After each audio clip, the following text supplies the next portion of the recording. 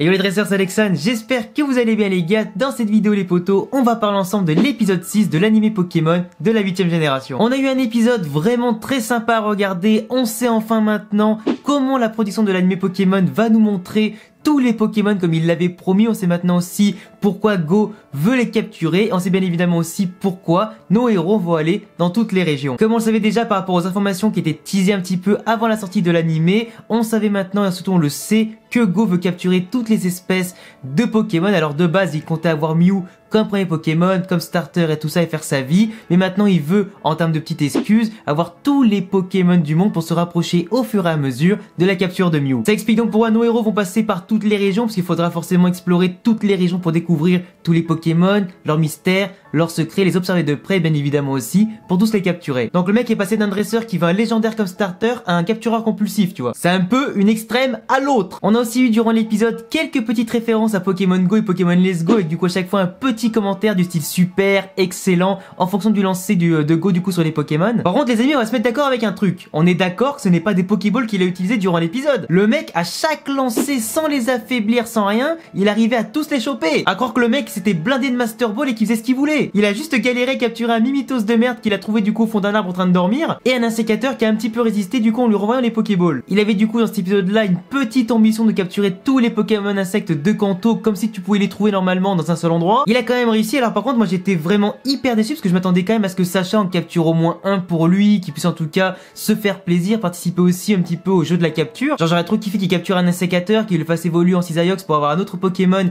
hyper puissant et surtout emblématique, ou alors carrément un Scarabrut qui aurait pu pourquoi pas être un peu intéressant et qui aurait changé de d'habitude. Après ce que je trouve vraiment intéressant avec cet animé là, c'est qu'on a une véritable volonté de se rapprocher au maximum des mécaniques des jeux, où par exemple tu vois que Sacha et Go possèdent du coup dans leur Motismart leur Pokédex au complet. Ils peuvent avoir du coup les informations sur tous les Pokémon qu'ils veulent, et ils ont aussi à côté de ça la liste des Pokémon que eux-mêmes ont capturés. Donc là forcément Go, à part Flambino, il avait pas grand chose, du coup il a voulu à partir de ce moment là enrichir sa collection, développer en tout cas un maximum sa collection et ses infos sur les Pokémon qu'il pouvait avoir. Et de l'autre côté j'aurais quand même bien voulu avoir la liste de tous les Pokémon de Sacha qu'il a déjà capturés, donc forcément nous on les connaît déjà, mais ça aurait pu montrer en tout cas une belle preuve comme quoi Sacha a des Pokémon, et ça aurait peut-être pu lui provoquer chez lui un autre déclic, comme quoi il aurait pu en capturer davantage pour étoffer son équipe et devenir bien sûr bien plus fort au passage. Parce qu'on est certain qu'à la fin, comme Sacha l'a dit en tout cas à la fin de l'épisode, qu'il veut être maître Pokémon, donc forcément on sait qu'à un moment ou à un autre il va partir à Galar pour affronter les arènes, pour affronter bien sûr les champions, pour affronter les maîtres de ligue, etc.